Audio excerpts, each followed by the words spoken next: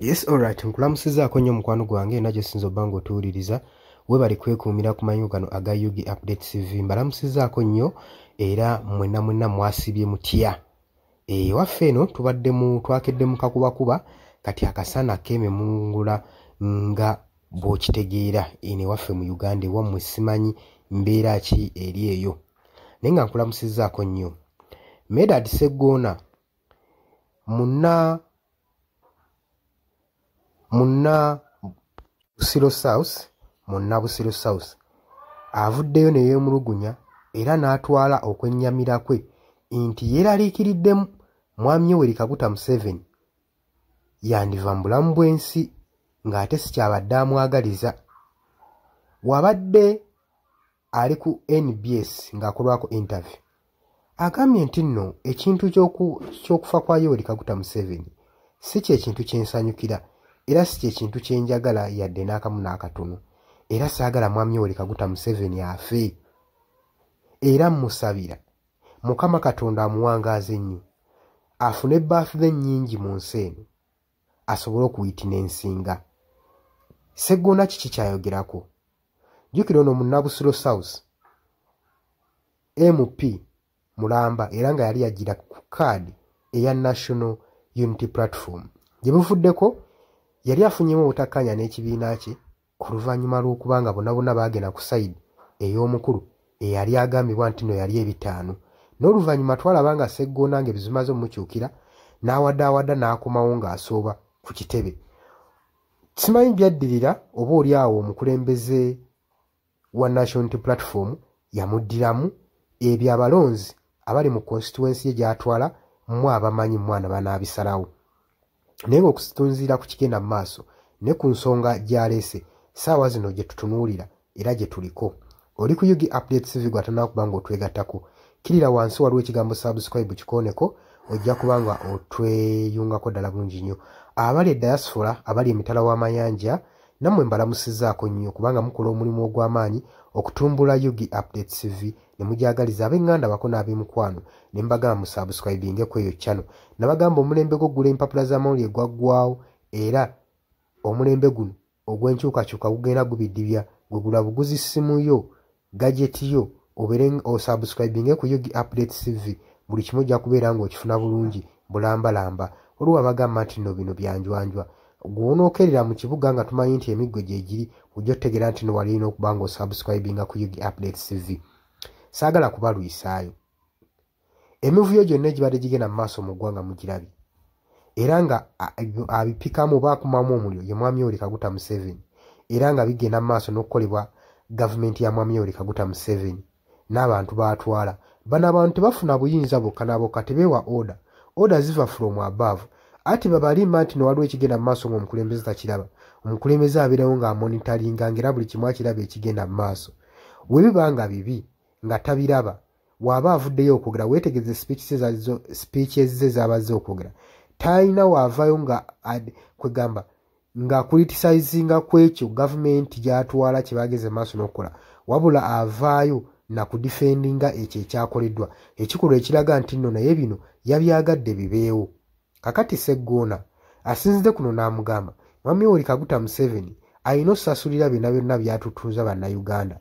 Ebikolwa ebyokka ebibi obutemu bwakoze ku bannayuganda obulyake bonna alina okuba ng'abisasulira. Jjukira nti nno bigambibwa nti mwami Yoweri Kaguta Museveni y'omu ku basinze okutabangula Afirika yonna, si Uganda yokka. Just eno ye source naye bagamba Afirika yonna.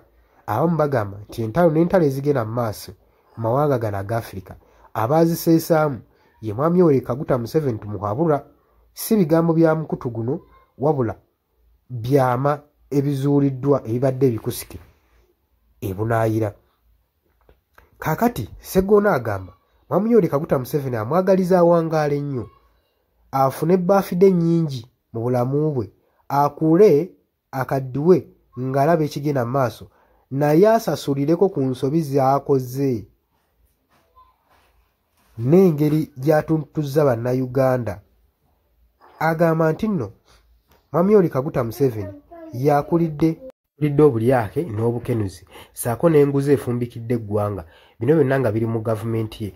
Agamba mwe muli okwabusinga eddembe ly'obuntu okutyobola eddembe ly'obuntu nga n'ebitongole byennyini ebivunaanyizibwa ku kutyoboola eddembe ly'obuntu yabikulira era nabyo yabikyoboola dda biri awo biri buli musimbi tebiina kye bisobola kukola teri minisitule mu Uganda eri independent agakozesa okutta abantu obulamu bw'abantu bwasaanyizaawo n'abantu bazaabuzaawo abatakubiikako kya mu lubaale ne guno gwaka bino Megad Sseggona yagenda mu maaso n'obyogera ku NBS agamba era kijja mukola bubi oluvannyuma lwa Yoweri Kaguta Museveni okukola bino byonna n'emivuyo gino gyonna okuba bannamawulire okusiba ba opposition leaders okubatuntuza ye n'asigala ng'alya butaala mu ttaka gy'anaabaalaze agamba si kya bwenkanya Mukama Katonda yandibadde naye akiraba n'asobola okuba ng'amuwangaayiza ddala n'asobola okuba ng'awitnessinga ku nsi empya n'asobola okulaba opposition engeri gyefuzeemu gyengenda okufugamu eggwanga naye alaba eggwanga Uganda ng'engeri gye lyandibaddemu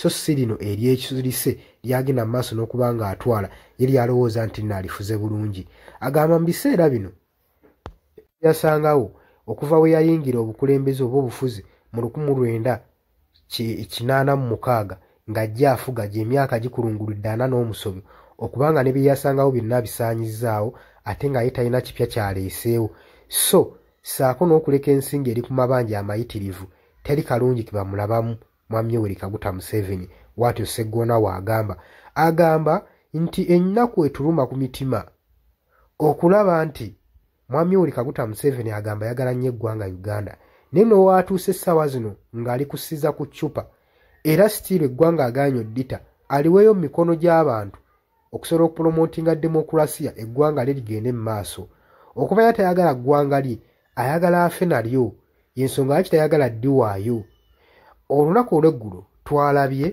omubaka w'e Nakaseke Lutamaguzi Ssemakula ng'agenda mu maaso n'okuwa ensonga n'agamba nti nno abakulembeze tebaagala Mwami Yoweri Kaguta Museveni aveeko naddala abali mu gavumenti ye lwa nsonga balina ebyobugagga bingi bye babbye mu ggwanga lya Uganda era balina ebizimbe bingi bye bazimbye era balina ebyobugagga bingi bye bakukusizza ebitamanyikiddwa kati balowooza nti singa Mwami Yoweri Kaguta Museveni avaako bandifiirwa ebyabwe byonna n'obugagga bwe babbye mu ggwanga era y'ensonga lwaki balina omudifendinga abeere ng'asigalako era y'ensonga nti okuteekateekako okubba akalulu 2026 general elections baabiteeseteese dda y'ensonga lwaki wali olaba nga baagala kuyisa na bbago amendment bill asobole okuba ng'alondebwa ababaka ba parliament olw'okuba nga NRM mu parliament yesingamu ababaka abangi nga kino nno kyali kigenda kukola n'engeri y'okubafujjirira omusimbi osobola okulaba nga badifendinga ensonga zonna okusobola okulaba nga bayisaawo nga balemeza Mwami Yoweri Kaguta Museveni mu buyinza ebyo mwabirabye eggulo Lutamaguzi ng'abyogera